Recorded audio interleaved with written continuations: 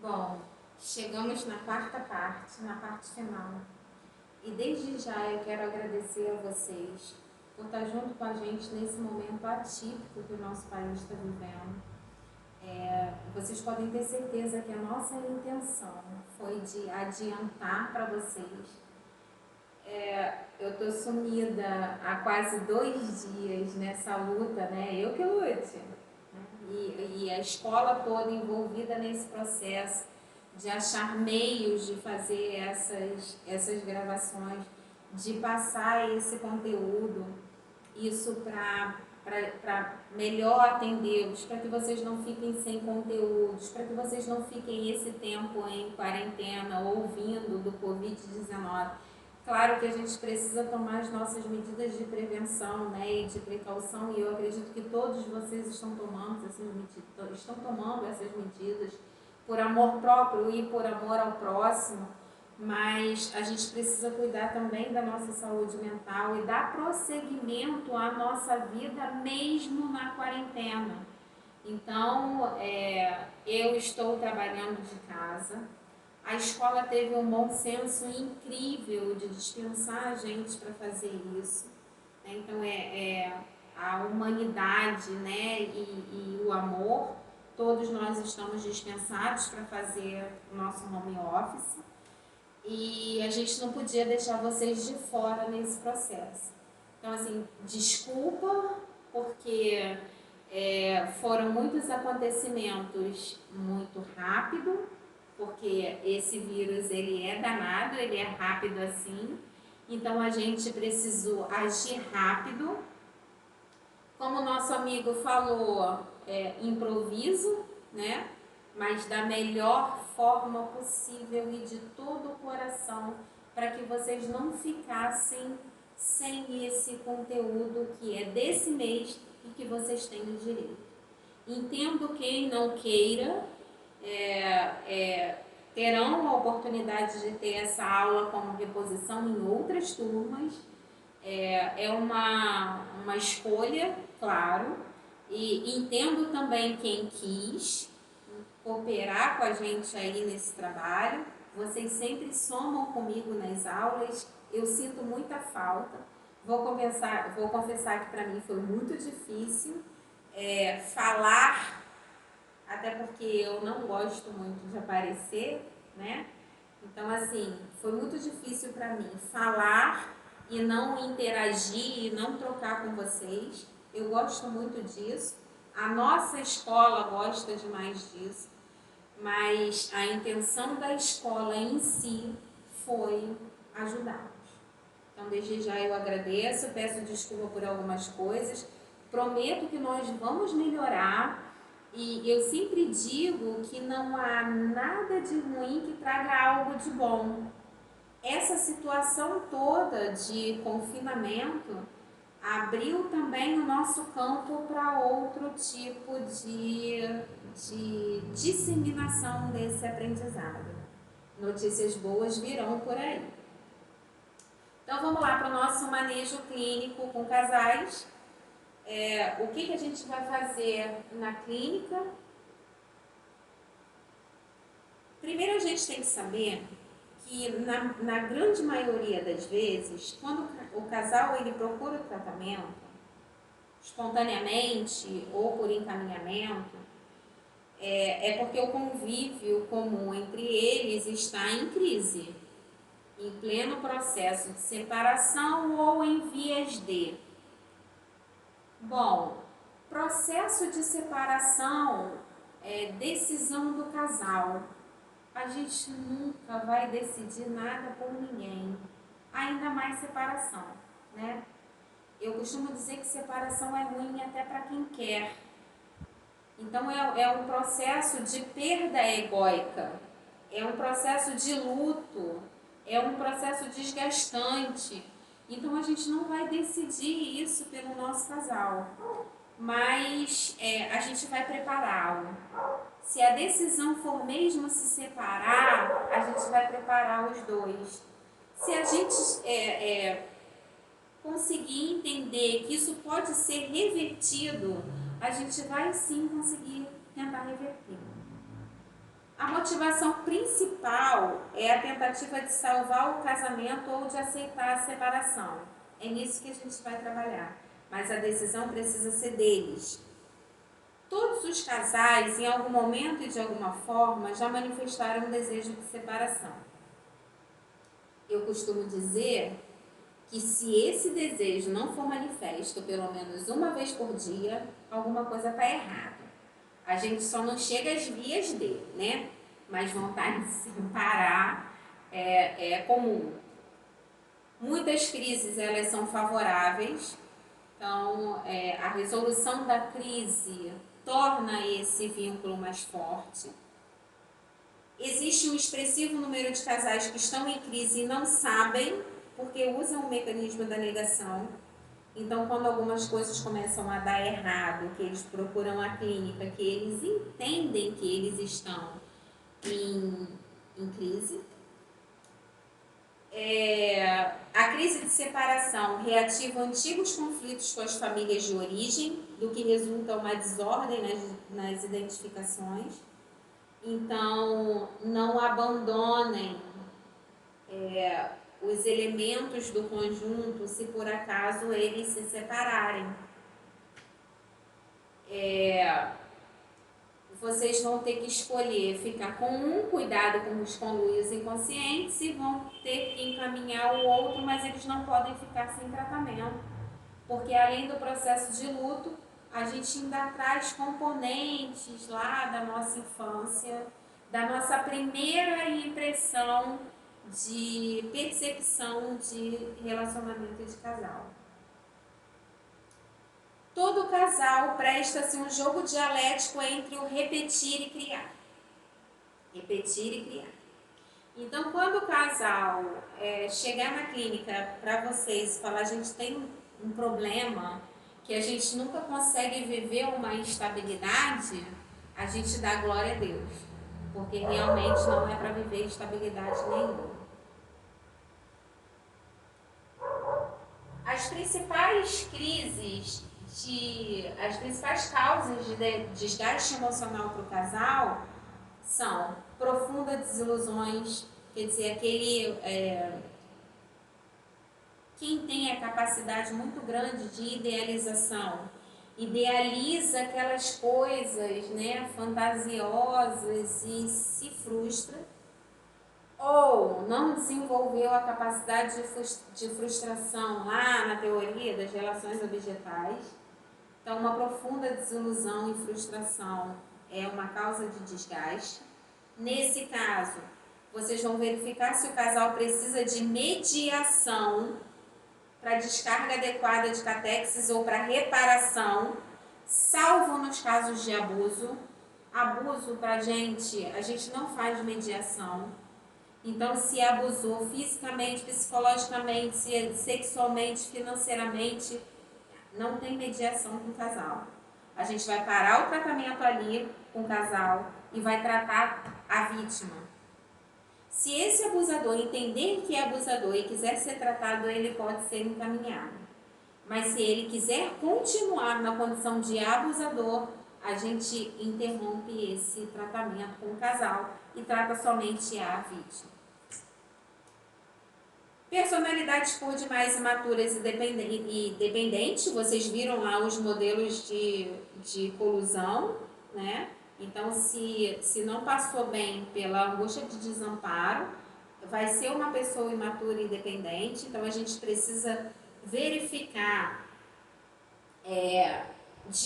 do relacionamento, ou até mesmo se os dois precisam de terapia individual para suprimir os sintomas da psicopatologia, né, do que essa angústia de desamparo pode ter deixado, ou que essa angústia de desamparo pode ter contribuído para a formação de determinada estrutura. A entrada de uma terceira pessoa no relacionamento, né, então a gente precisa verificar o grau de envolvimento e o estrago emocional que essa entrada fez. Classificar se foi um relacionamento ou um envolvimento temporário. A existência de lutos patológicos não elaborados, Quer dizer, luto patológico não elaborado gera melancolia, né, que são as nossas depressões, que causam um desgaste emocional muito grande para o casal. Constantes agressões recíprocas, então agressividade patológica, desempenho estereotipado dos papéis, os papéis separados, você é homem, eu sou mulher, eu vou fazer isso, você vai fazer aquilo. A gente vai ver isso melhor detalhado daqui a pouco. E verificar se o casal precisa de esclarecimento sobre funções e papéis. Reconhecer modelo de vínculo, tipo de colusão, possível relacionamento abusivo. Restabelecer o processo de comunicação. Mesmo se esse vínculo estiver em vias de separação, eles vão precisar da comunicação para isso. Estar sempre atentos aos acting outs, choro, manifestações de acusação, abandonos temporários de casa, sintomas sintomáticos, ameaça ou intento suicida, embriaguez, recusa a trabalhar, forçar a intervenção de terceiros. Isso tudo para a gente é indicativo de que esse que está promovendo esses sintomas precisa de uma análise pessoal. Desenvolver em cada cônjuge a capacidade de reconhecimento, primeiro reconhecimento de si próprio, reconhecimento do outro e ao outro e ser reconhecido pelo outro. As interpretações devem estar fixadas na inter-relação.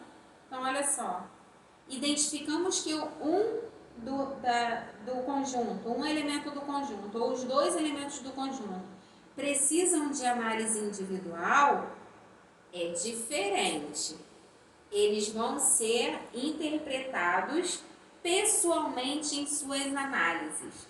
Agora, quando a gente analisa casal, a nossa interpretação é a trajetória e história do casal.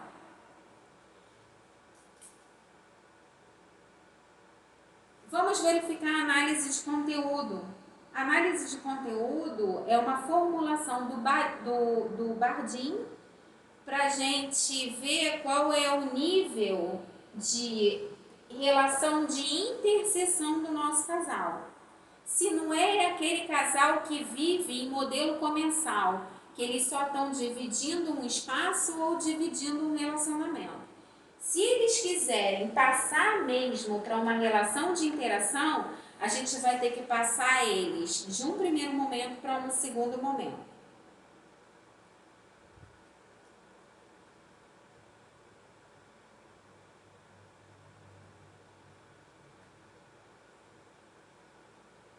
Então, nesse momento aqui, nessa passagem, que o casal ainda não fez a intercessão, as categorias temáticas são referidas assim: predominância do uso do pronome eu.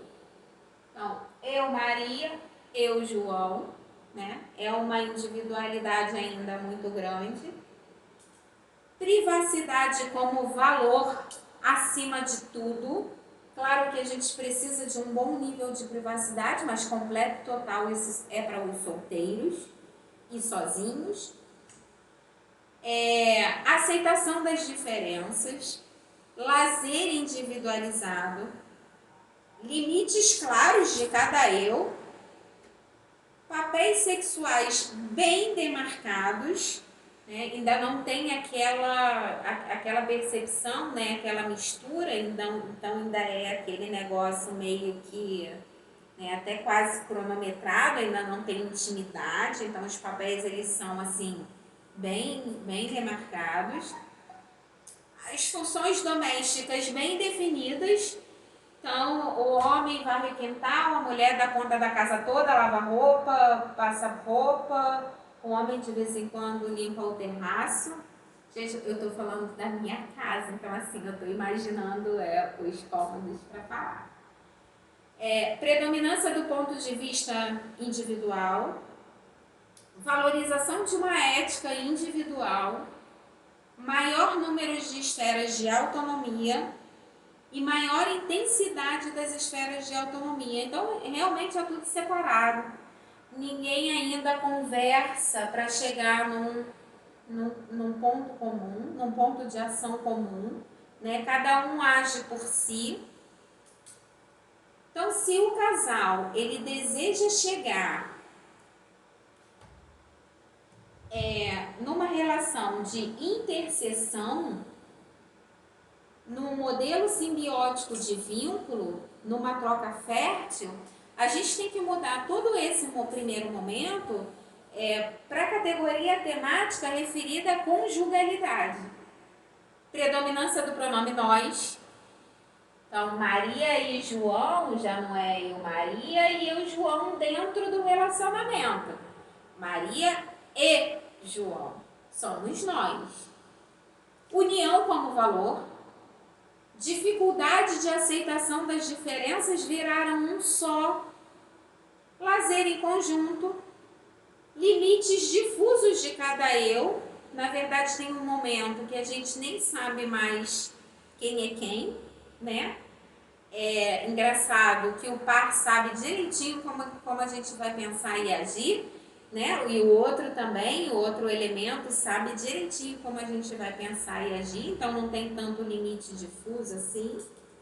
Papéis sexuais pouco demarcados, aí a gente já não tem mais pudor nenhum, né? A gente já está íntimo junto, uma só carne.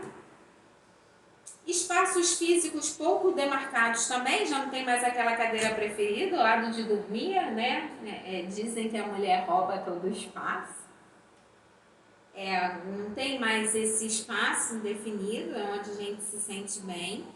Funções domésticas pouco definidas, porque a gente passa a entender que a casa, o ambiente que a gente vive e o relacionamento é nosso.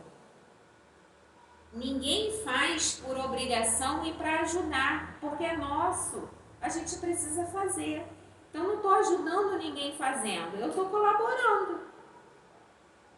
Predominância do ponto de vista conjugal, valorização de uma ética coletiva do casal, menor número de esferas de autonomia e menor intensidade das esferas de autonomia.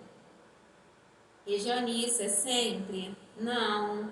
A gente precisa do nosso momento individual, né? Mas que seja uma visão conjugal. Ninguém vira um casal tendo vida de solteiro.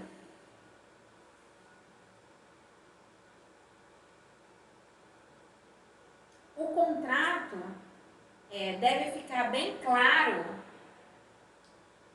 que o paciente é o casal. São os dois elementos. É o conjunto, é o par. De sorte que deve estar no contrato de vocês, escrito e assinado, que não haverá atendimento individual sistemático se o outro não estiver presente. O nosso indicador, eu falei para vocês que, se for possível, a gente pode resgatar esse relacionamento. O nosso termômetro é a indiferença.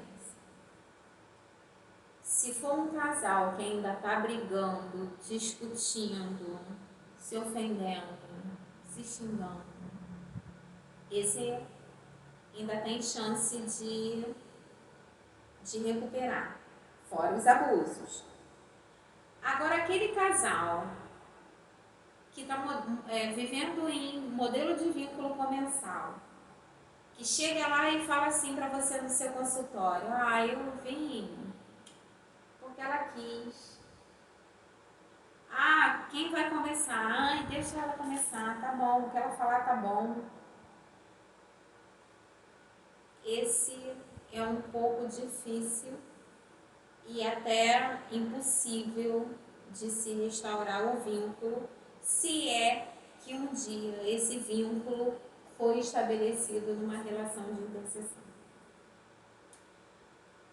dúvidas da parte 4 lá no fórum ou pelo WhatsApp, mas que elas sejam identificadas para ficar mais claro.